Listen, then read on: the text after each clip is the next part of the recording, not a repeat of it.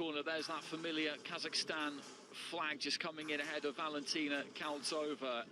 This is her first fight of the competition, a sparsely populated division, welterweight, in this Asian Championships for the women. So she got a bye into the final, which in one way you could look at as being an advantage, in another way you could look at it as being a disadvantage, because Khamidova of Uzbekistan, who's making her way to the blue corner here, she has got a fight under her belt, and it was a big win, split decision, 3-2 in the semi-finals against a good fighter in Lovlina Borgohain of India, a former World Championship bronze medalist who's qualified for the Tokyo Olympics. Khamidova, 20 years old.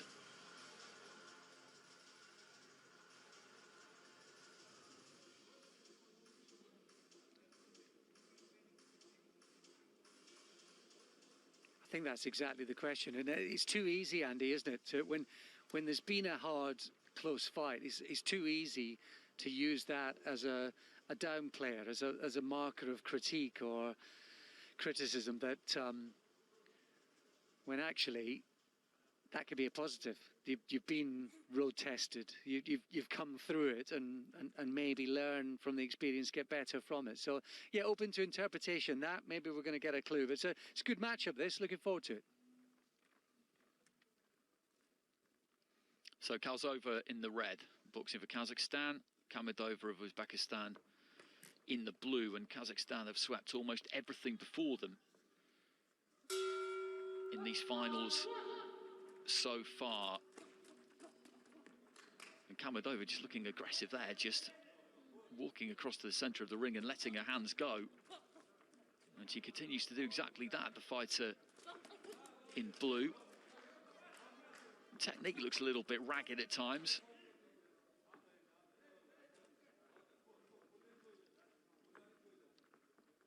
Khalizova with a more kind of textbook look to her. Fell short with the right hand there though, and just got herself into a little bit of trouble. She looks like the kind of fighter, Khamidova, who will just try to get into range, and then once she's in range will punch. Sounds quite basic, quite simple, but she doesn't seem to have any great fear about what's coming back in the opposite direction. She just wants to get close enough to get her work done. Lead right hand there was a good shot from Khalizova. That got straight through, jab to the body.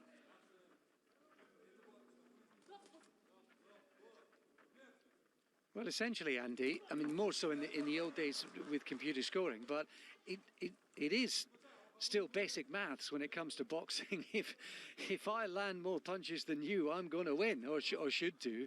And there is a playing the percentages approach from Khamidova. She's happy to miss one or two in throwing 5 or 6 if she lands 1 or 2. And so far, that's kind of working for her.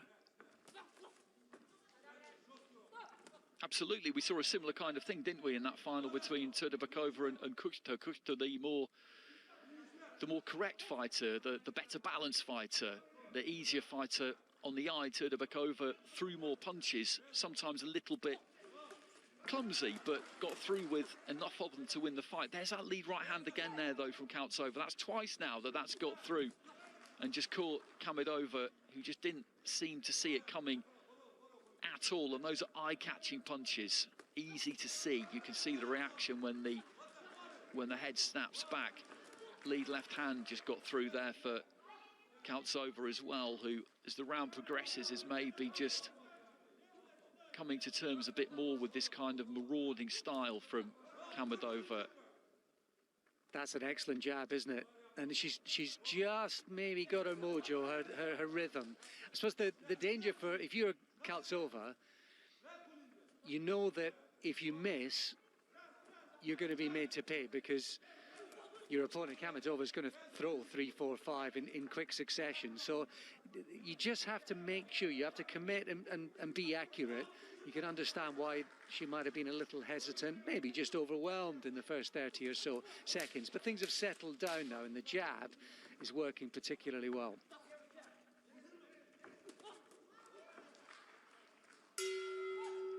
Bell goes at the end of the first, and you mentioned that they both got good CVs. These two. Khalizova won the Stranger tournament this year, 2016 world champion. 5 fights she had to win to secure that in Astana. began boxing in 2009, 25 years old. Khamidova 5 years younger, from a wrestling background, interestingly. And she's certainly got quite a physical kind of approach to her boxing. But as the round progressed, she just got caught a bit too often. In the opening stages, did have success, and as you say, threw more, missed more, but probably landed more as well. And then in the second half of the round, got picked off to fairly good effect by Khalzova.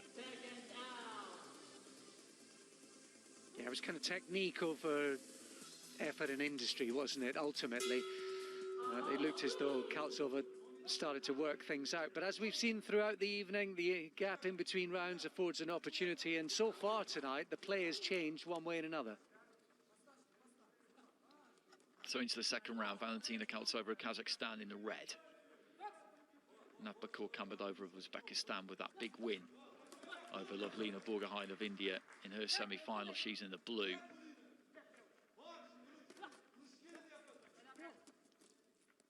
Really like the way that Khalzova got on her toes there. She's really sharp and fast with the jab, and then the straight right hand as well. You can see that the talent and the technique is there now that she's found her rhythm, and she's starting to time Khamidova. She's coming in, and now, Andy, which is a bit of a worry if you're the boxer in blue, she's not just countering, she's starting to dictate things as well, which would be a bit of a worry. Nice right hand there, just stitched in from the waist from Khalzova, who's just throwing in the odd feint now as well, trying to trigger something from Khamidova, who dips her head low as she comes in there. Just a little uppercut on the inside there from Khalzova. Having a decent second round so far.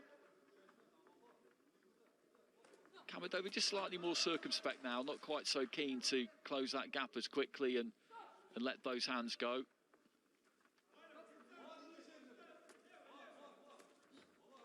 Yeah, she's looking sharp here, Khalzova there, and she's making Khamidova pay every time she makes any kind of mistake, slightly falling over the front foot, the Uzbek boxer, but everything's being controlled by Khalzova now. She's looking pretty impressive.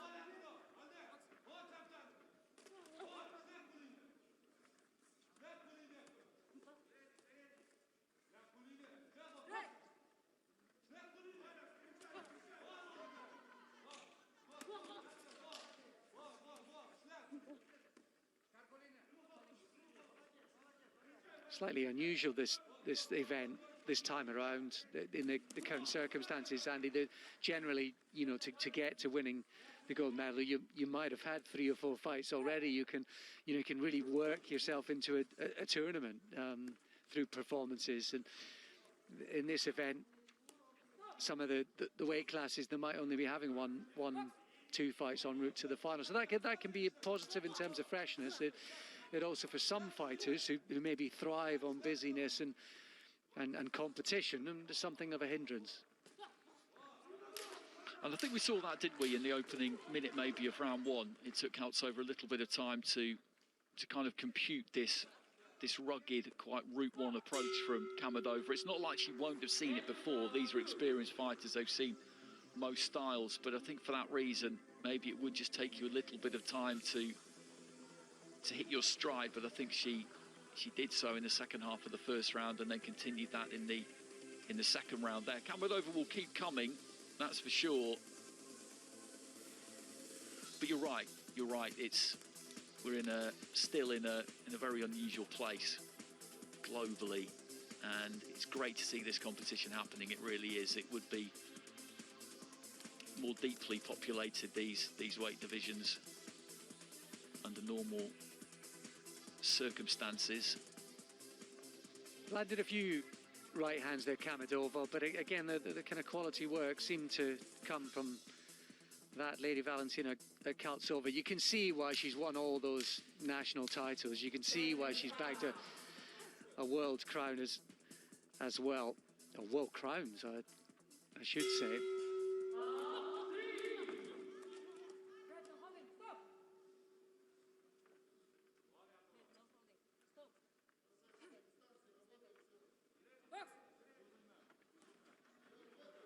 So into the third round. Valentina Khazzoova, Kazakhstan in the red. NAVBAKHOR Khamidowa, Uzbekistan in the blue. It's the final in the welterweight division, 69 kilos. We've got middleweights, light heavyweights and heavyweights to come after this. And Kazakhstan looking to continue their dominance. They've won 5 out of 6 finals so far. Nice jab to the body there from Khazzoova. And it underlines, Andy, doesn't it, with it, you know, Kazakhstan, Uzbekistan, now India as well. It does show you, and we've kind of hinted at this one way or another. Really, there can be various reasons for it, but it shows you how competition, you know, success breeds success, first of all. But also, if you've got a pool of fighters like Uzbekistan and Kazakhstan do in the various women's divisions, the sparring's great. One fighter pulling on another, you know, you think of, you know, Savannah Marshall, for example, in Britain, might have been one of the few middleweights around. Sparring for her was thin on the ground. She'd have to spar men to really get proper competition. So the fact that there's so many more women boxers currently in those parts of the world, that's one of the reasons that the strength and depth. The depth of talent, the pool of talent is greater, and that's why the success comes quicker, and it will continue to be like that. And the whole sport is going to move on again and again and again in the next 5-10 years because of that. The more young women that are getting into it, the better the competition, and therefore the sport and those divisions thrive in the various countries all across the world. Absolutely. I know that India and Uzbekistan shared a training camp for about a month in the lead up to this, and that's a perfect illustration of what you were just talking about, because you look at the finalists that we've seen today: 9 from Kazakhstan, 6 from Uzbekistan, 4 from India, 1 from Indonesia. And as soon as you get a taste of operating at that highest level, what you'll go and seek out as much as you can is the best possible conditions for preparation for practice. Sports psychologists often talk about athletes not rising to the occasion, but performing to the level of their training. That's what they say happens when you really get under the gun and you're looking for an answer.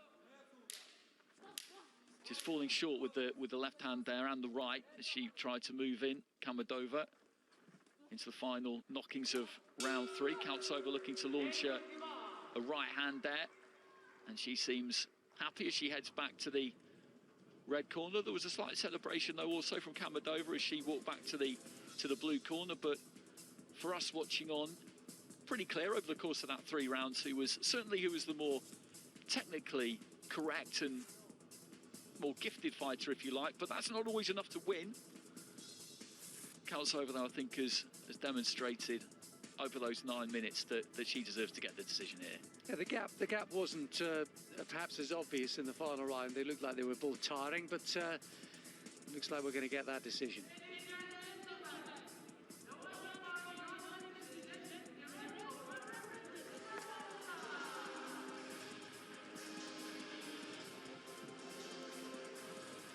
Well, it's another one for Kazakhstan by unanimous decision.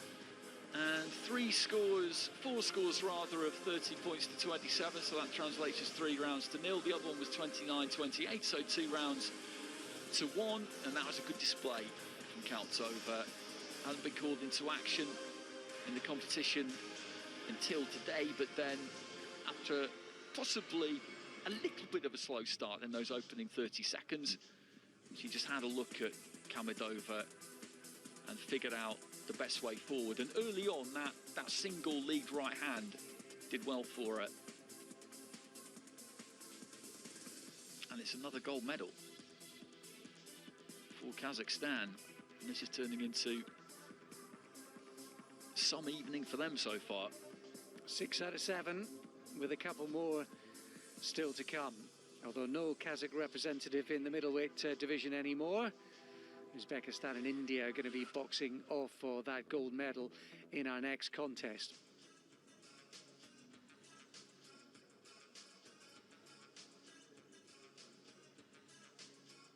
She was confident coming into it. Took her 30 seconds to warm to the task, I think, Khazzoova.